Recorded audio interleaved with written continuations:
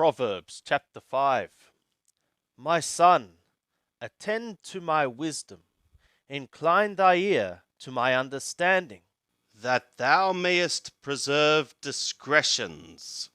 and the knowledge of thy lips, they shall guard thee. For the lips of a strange woman drop honey, And her mouth is smoother than oil, but in the end she is bitter as wormwood, sharp as a two-edged sword. Her feet go down to death, her steps take hold on Sheol, so that she findeth not the level path of life. Her ways are unstable, and she knoweth it not. Now therefore, my sons, hearken to me, and depart not from the words of my mouth.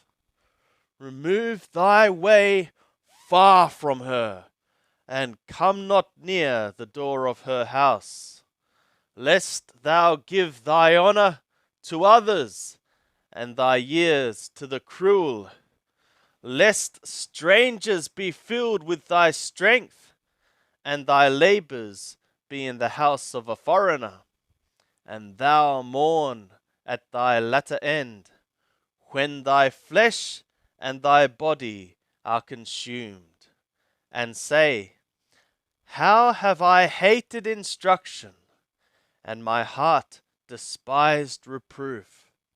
Neither have I obeyed the voice of my teachers, nor inclined my ear to them that instructed me. I was almost in every evil in the midst of the assembly and congregation. Drink waters out of thy own cistern, and running waters out of thy own well.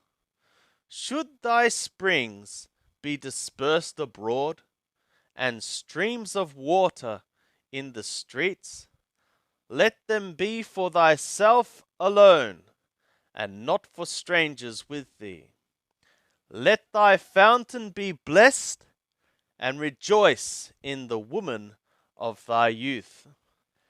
As a loving hind and a pleasant doe, let her breasts satisfy thee at all times, and be thou ravished always with her love. For why shouldst thou, my son, be ravished with a strange woman, and embrace the bosom of a foreigner?